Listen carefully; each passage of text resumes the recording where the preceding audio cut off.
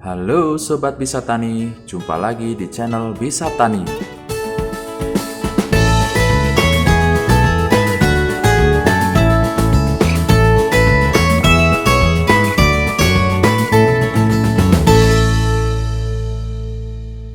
Sebelum lanjut ke video, jangan lupa like, komen, dan subscribe channel kami ya. Karena di channel bisatani.com akan membahas semua hal yang berkaitan dengan tanaman dan pertanian. Tim Bisa Tani akan memberikan informasi mengenai poin-poin yang penting dalam penyerobotan tanaman kubis. Jangan lupa simak sampai video selesai ya. Kubis merupakan salah satu jenis sayuran yang banyak ditemukan di Indonesia. Tanaman yang satu ini dapat tumbuh subur pada wilayah dengan suhu yang dingin. Biasanya pada daerah dataran tinggi dengan ketinggian berkisar antara 1.500 sampai 2.000 mdpl. Kubis merupakan salah satu jenis sayuran yang memiliki nilai ekonomis yang tinggi. Hal tersebut dikarenakan jumlah permintaan akan sayuran ini yang terus meningkat setiap tahunnya. Maka, tak heran jika saat ini banyak orang ataupun petani yang menanam kubis. Kubis sendiri merupakan jenis sayuran yang berwarna hijau yang dipanen bagian daunnya apabila sudah membentuk crop.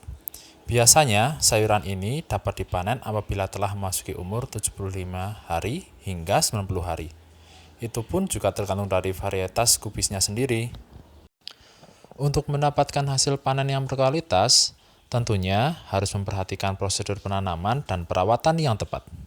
Karena biasanya harga kubis juga dipengaruhi oleh kualitas kubis pada saat panen. Agar hasil panen kubis menjadi maksimal, kita bisa dengan mudah menerapkan beberapa cara yang bisa dilakukan, terutama pada masa perawatan. Nah, pada kali ini tim Bisa Tani akan memberikan informasi mengenai poin-poin penting dalam penyemprotan tanaman kubis. Bisatani.com mengambil video dari lahan milik Bapak Dani yang beralamat di Desa Rejo, Kecamatan Kertek, Kabupaten Wonosobo. Kebetulan, tanaman yang dibudidaya oleh beliau adalah tanaman kubis dan cabai yang ditanam secara tumpang sari. Jarak tanam pada lahan Bapak Dani adalah kisaran 50 cm, di mana pada bagian tengah ditanami tanaman cabai dan pada bagian pinggir ditanami tanaman kubis. Umur tanaman pada saat video ini diambil adalah kisaran 40 HST. Nah, tanaman kubis ini dulunya pernah terserang ulat Brutella. Namun, sekarang tanaman kubis ini sudah mulai pulih kembali.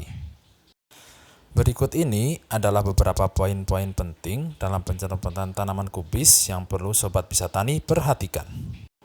Yang pertama, apa saja sih jenis pestisida yang bisa digunakan dalam perawatan tanaman kubis? Dalam melakukan penyemprotan pada tanaman kubis, sebaiknya dilakukan apabila telah muncul tanda-tanda adanya serangan daripada hama maupun penyakit, atau jika tanaman sudah mencapai umur tanam. Penyemprotan pestisida bisa dimulai ketika kubis telah berumur kira-kira 15 HST. Pada penyemprotan pertama, biasanya Bapak Dani menggunakan fungisida yang bersifat kontak dengan bahan aktif propinep.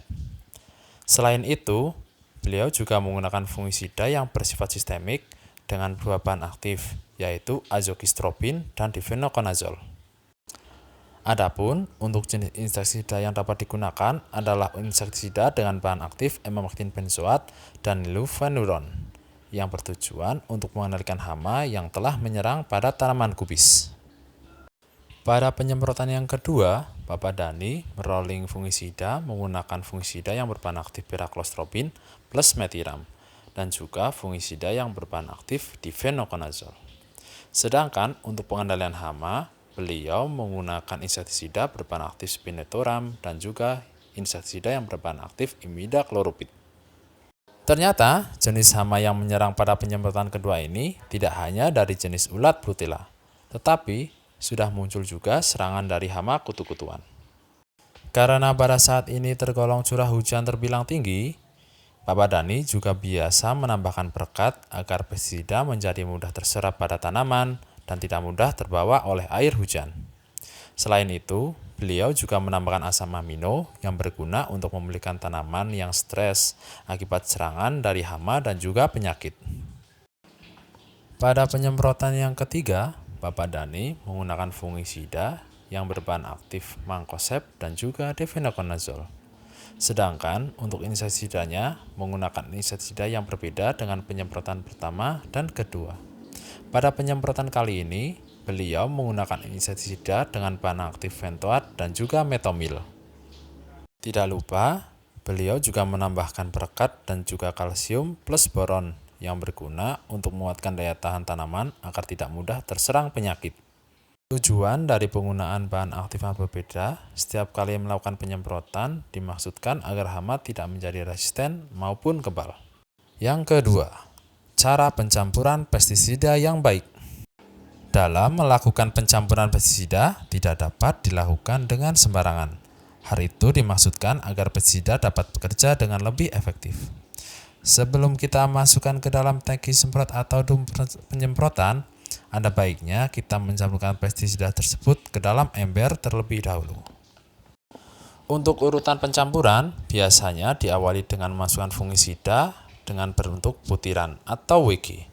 Selanjutnya yang berbentuk tepung atau WP, baru yang berbentuk cairan yaitu SC dan juga EC. Sedangkan dari golongan insektisida juga seperti itu.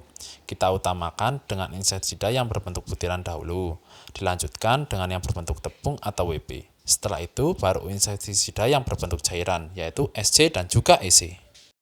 Hal tersebut bertujuan agar pestisida dapat larut dan tercampur secara merata. Karena pestisida dengan butiran atau tepung memerlukan waktu yang lebih lama untuk larut. Sedangkan untuk pestisida yang cair biasanya larut lebih cepat.